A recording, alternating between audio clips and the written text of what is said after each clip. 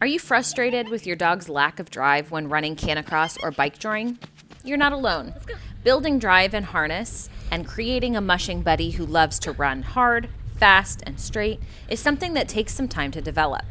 In this video, I'm going to share with you some ways that you can plan your runs and change your routine to help build better drive in your dog. I'm Chelsea with Positive Futures Dog Training and Behavior. Thanks for joining us today. One big concern for many of our clients when they're first starting with canicross or bikejoring is that the dog will run to the side or does not run with as much enthusiasm and drive as they would like. This problem is common, but it's also really frustrating and can leave people put into a position where they might put unnecessary pressure on the dog, which unfortunately can make the problem even worse. Instead of handling this problem in the moment, we need to think more big picture and figure out ways to change our routine and go back to building some foundations to help improve the dog's love to pull. The first thing I want to evaluate is all of the little pieces that make up the run at a park. Our goal is to make sure that our dog has a positive experience. This means we have to evaluate how the dog feels about each of these little components. Our mushing run starts with car travel, then getting the harness on, our warm-up, the run itself, our cool down, and travel home. If your dog is uncomfortable with getting in the car, then your whole run has a damper on it because it starts on the wrong foot. I spend lots of time conditioning safe and fun car travel. I use food to teach the dogs that getting the harness on and off is fun, and I always reward the dogs for getting back to the car at the end, so that we all end on a good note. If your dog is uncomfortable with any of the pieces that make up your running routine, pull that piece out and work on it separately.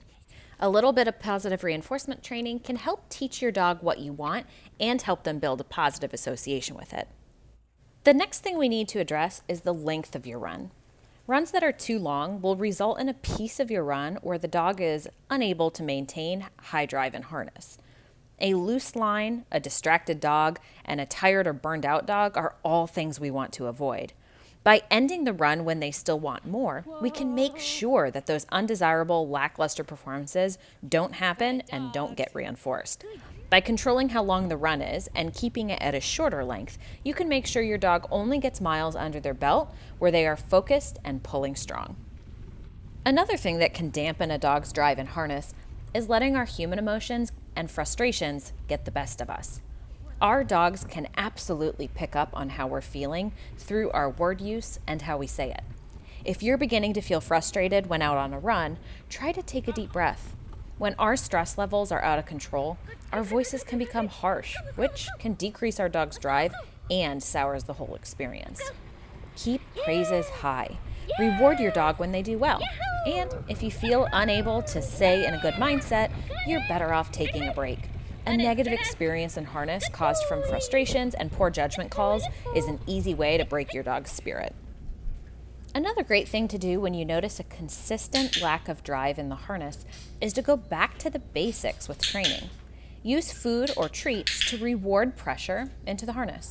Go back to using food reinforcement to reward your line-out behavior. By rewarding your dog for this behavior, you're increasing their desire to lean into the harness and you're increasing the likelihood that it'll happen again. Boosting training of pressure into the harness is a great way to help your dog increase their drive. Another quick way to get some high drive runs under your belt is to head out with friends. Arousal and excitement levels are boosted when you and your dog can run with friends.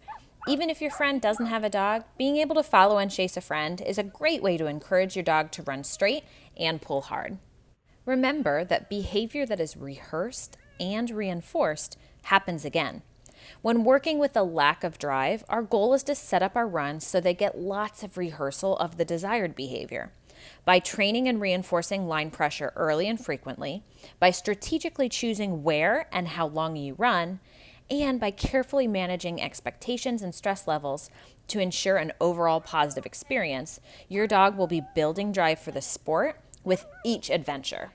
Be sure to be patient and allow your dog's love for the sport to develop. I hope this video helps you improve your dog's love for the harness. If you enjoyed this video, be sure to check out our Dryland Mushing playlist filled with videos made just for you.